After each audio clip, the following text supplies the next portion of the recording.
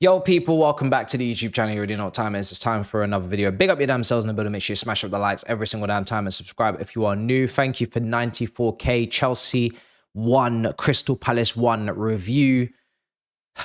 I've just come back from the Big Six. I've just seen Manchester United spanking. I've seen Casemiro, as we call him now. I've seen Tottenham lost. But part of me wants to enjoy that.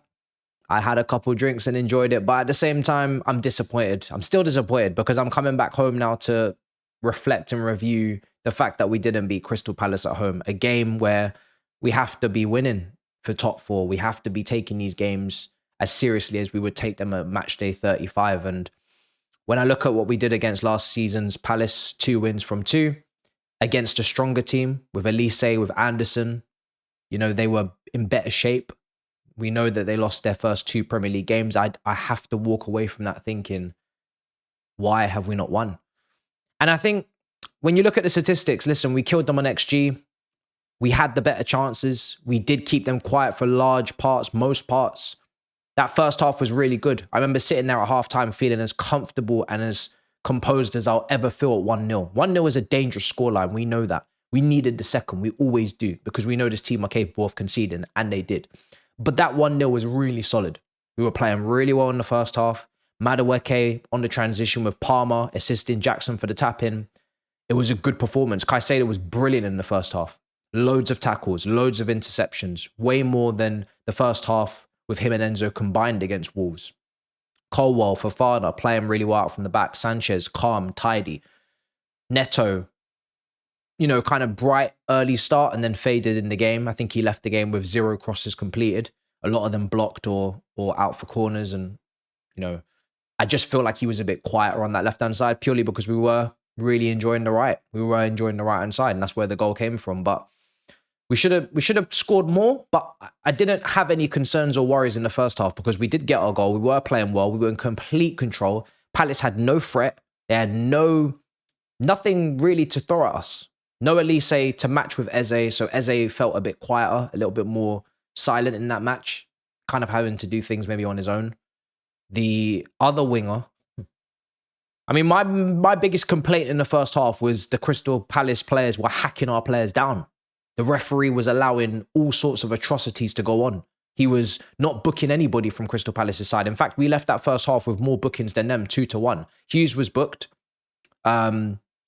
And then we had Neto and Fofana booked. And their winger, let me just pull his name up, Commander, hacking our players down first 10 minutes, 3 tackles, 3 late challenges, lunges. And the referee was just appalling. But I leave that game thinking, okay, yes, the referee was appalling overall. The referee should have booked Palace players earlier. The referee should have had Hughes potentially sent off before he was substituted.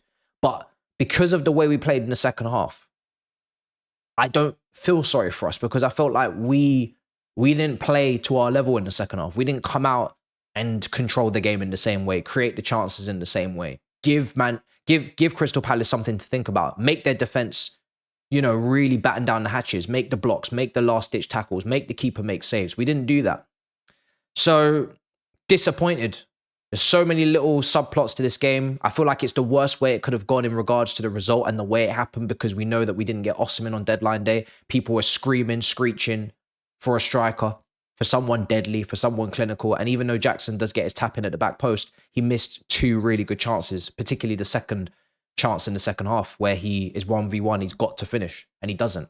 And after clapping back to John Obi Mikel on Instagram, I'm afraid to tell you, and I said it in my watch along, he's got pounded yam in one hand and your kahunas in the other because you've had a Havertz day. Havertz for Arsenal gets a goal, misses some chances, could have won his team the game. You get your goal, you miss some big chances, could have won us the game.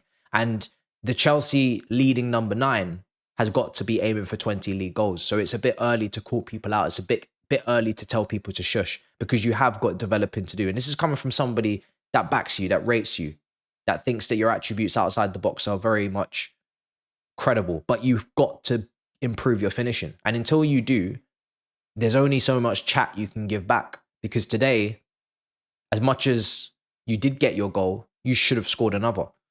And you're not the only one at all. I think, listen, like I said, Caicedo was brilliant in the first half. I thought Colwell and Fofana have been making improvements since the start of the season. We know Fofana's come back from a long injury, so we're still waiting for him to kind of get back to his top level. But I'm happy with the way that they're progressing as a pairing. I feel like Gusto still needs to get to the level that we saw last season. But there's Madueke's fall off in the second half. There's Enzo's. So many miscompleted passes, so many overhit passes or underhit passes, not bringing that creativity that's needed, because that's what you're there to do, that pass master.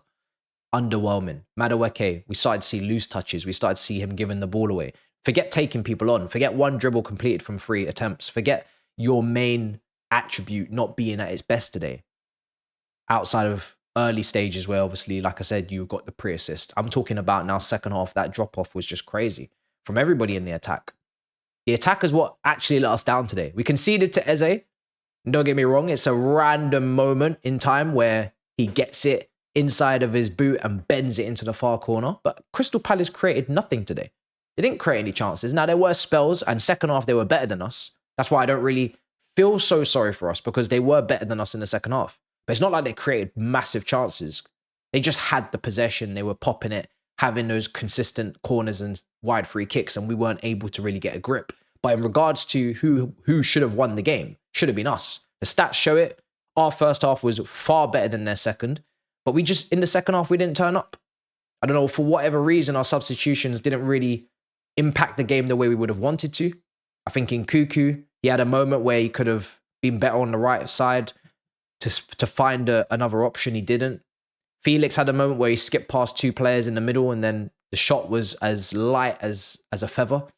And Mudryk, probably the better of the subs, because he did create a chance for Jackson with a key pass, and he should have had an assist. But the standards and the expectations still need to be higher, because outside of that, there's still more to do. So, although he was the better, none of them really did enough, because we didn't win the game. And they should all have enough quality to come on and win us the game, especially when you're looking at what Crystal Palace are bringing on and what we're bringing on.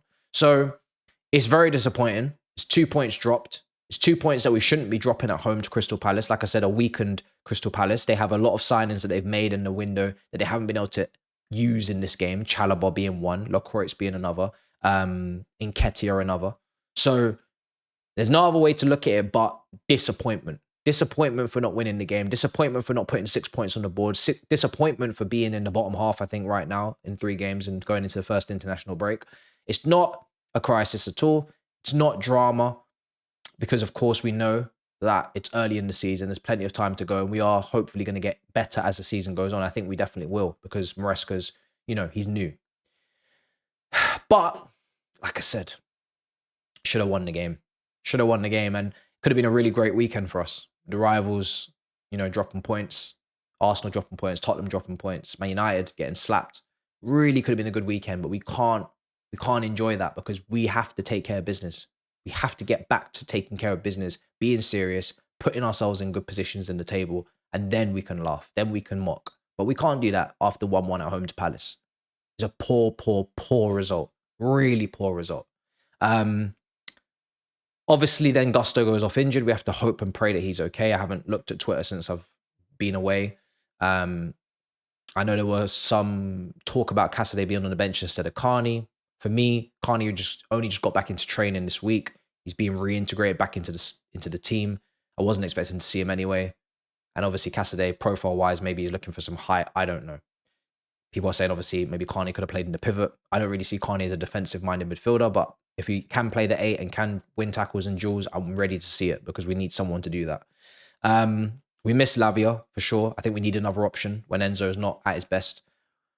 And, yeah, people will talk about the striker. Haaland's banged in a hat-trick again. People will talk about the striker. Are we going to really pay for that? I don't think we should have to. I think the players that we have in these attacking positions, remember Sancho is to come into this team after the international break, we should get enough goals. But January will be open, and Maresca's already said, we will look in January, we'll see what we need to do, depending on Jackson's performances, depending on if Guy develops. But people will feel like we've left something on the table by not bringing in that striker. And as I will get to tomorrow in my transfer video, when I talk about the window and round it up and summarize it and rank it and rate it, it's not so much missing out on Osimhen that pisses me off. It's more, we knew we needed a striker. We knew we needed a striker that we could depend on a bit more than a Gu, a lot more than a Gu. Someone that can bang in 20 goals potentially, even 15, just to, offset Jackson. And we didn't get it done. And we didn't have a contingency. Or we took that risk and we really thought that Osimhen would lower his wage demands, and he didn't. And next thing you know, we're left with nothing. And like I said, I don't think we need someone. We do need someone, but it's not like we can't cope. I haven't lost all faith with that attack. It's been a bad day for the attack, but we've got talent in the attack. But like I said in my preview, we have to play a certain way. We have to play the beautiful game. It has to be sexy season. If it's not, and you can see in that performance, Chelsea do not have another way of going about things. They can't slump it into the box. They can't put in crosses. They can't start to throw the ball into the box willy-nilly and hope for knockdowns, because we don't have the box presence. We don't have the strength. We don't have the nous. Everybody that we have is flicky, tricky, fluid. We have nice players, cute players, and some days they'll absolutely blow teams away. They'll make people look like fools. They'll put people on the ground. They'll nutmeg. They'll flick. But like I said, we don't have the other side of us. We don't have the physicality. We don't have the aerial ability. We don't have that other option. And in Cuckoo, like I said, he's had a bit of a slow start. Hopefully he gets into things, because we need him to put in a good tally of goals as well with the fitness. We're one-dimensional in a way. We know how we need to play with Felix and Sancho and Palmer. It's obvious. We know how we need to play with those players. And if those players play, if those ballers ball, we're going to have great fun. We're going to watch some beautiful performances. But there will be days like today where, would it kill us to have a different way of going about things? Would it kill us to have a plan B? And that's where the concern comes. Where is the plan B when you don't have the physicality? Where is the plan B when you don't have Olivier Giroud to put in the box? I bring him up because he's a former player who gave us a plan B, gave us the option to go direct, to put the ball into the box for a header. We don't have that. So it is always going to have to be perfect. It is always going to have to be, precise. And hopefully we don't pay the price. But you guys let me know in the comments down below. What did you make of that game? 1-1. How do you feel? I've calmed down a bit. I was pissed that we drew. I'm still annoyed because I feel like we should have won that game. But I feel like I'm also going to be saying that quite a lot. I feel like I'm going to be saying quite a lot, and hopefully not too much, that it doesn't cost us, that we played well. We look good. We are a nice team to watch. We do have some nice players, but we aren't ruthless enough at times.